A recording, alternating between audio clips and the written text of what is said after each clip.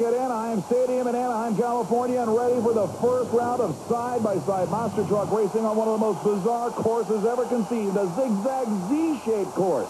Bigfoot versus Gary Schott and the Valvoline monster leave the starting line together, and Bigfoot flies away like a rocket. Now into the tight third turn, each driver making a hard right in their own individual lane, but this one won't even be close. It's almost a solo run for Jim KRAMER. Look at him make the turns, get right back on the throttle. He'll cross the finish line well ahead of the heavyweight Chevrolet. And in Gary Schott's defense, it should be pointed out that he's giving up about 7,000 pounds to the Big Blue Ford, and just to make it that close was a chore in itself.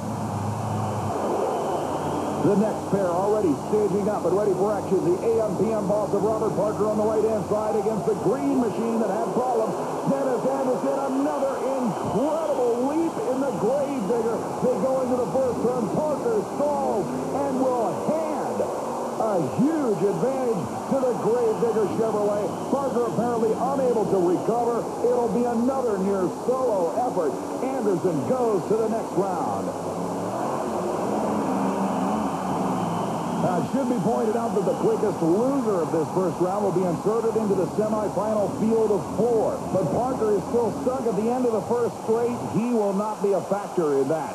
The next pair on the starting line, it'll be in the far lane, the Ecology Eliminator of your number 2 qualifier, Jim Reese. Huge hole shot over the green Skoal crusher.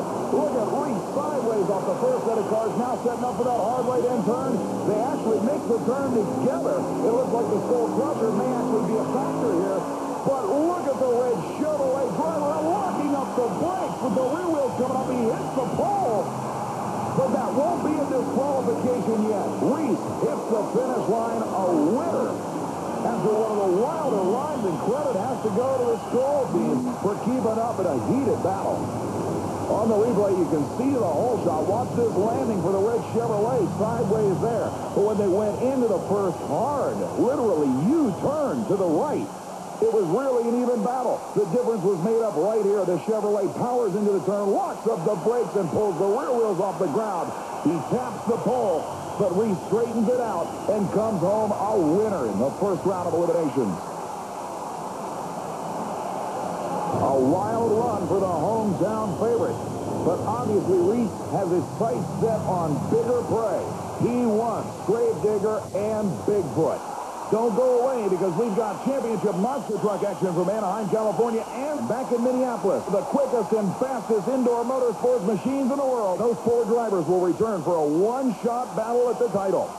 When battle resumes, it will be awesome. Eliminator, Gravedigger, Bigfoot, and the rest will be back. Plus, stuntman Brian Carson in one of the wildest stunts ever. Stay with us. Don't go away.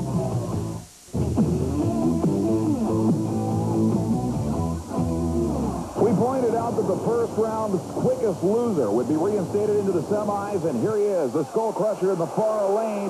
The problems already set in here in the first race of the semifinals, and Jim Reese's Ecology Eliminator drives away from the struggling Skoal crusher. It should be a free ride for the Chevrolet pilot. Reese manages to keep the rear wheels on the ground coming around the last turn this time around. Now nails the throttle hard to cross the finish line and advance into his first final round appearance of the 1991 U.S. Hobbit Association season. Big problems for the Skoal crusher team. As you can see, they won't even make it to the finish line. On the replay, the look at Reese. You want to talk about aggressive driving styles? This man means business in a huge way.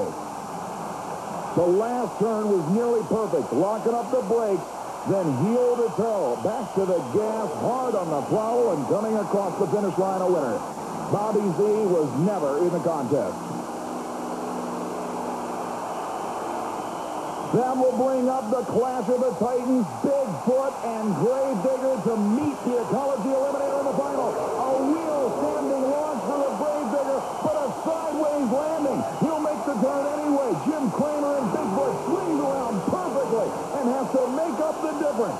Coming into the last turn, it's going to be tight.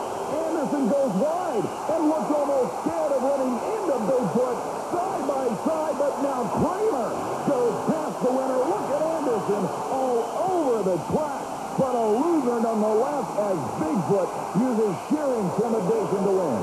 You could see the advantage going to the grave digger off the starting line. Then that bobble allowed Jim KRAMER to make up time. That put them dead even going into the last turn. Now watch Anderson. He had it straightened out, but saw the blue Ford coming around. He actually gave room to Jim KRAMER and then went sideways trying to make up for his own mistake. KRAMER benefits on Anderson's indecision. So as a dejected Dennis Anderson heads to the pits, the semifinals have produced a Ford versus Chevy, Eliminator versus Bigfoot battle, and Chris Chapman has Jim KRAMER. Chris? Jim KRAMER, and an impressive win over Gravedigger. How'd that make you feel? Oh, real good. I tell you what, my Firestone tires are biting so hard, I got to loosen up my clutch so I get more hose out. He jumped me out of the hole, but I got him in the corner, and that's the main thing. Yeah, you're coming up against the local favorites, Jim Reese, the Eliminator. Jim, I've raced before. We kind of go tit for tat, you know what I mean? Sometimes he wins, sometimes I do. I'm going to give him a heck of a run. The truck's doing well. I'm going to try to keep it together. Good luck to you. Thank you. And thank you, Chris Chapman. It seems that Jim KRAMER is plenty confident going into the championship finale against the hometown hero, Jim Reese in the Ecology Eliminator.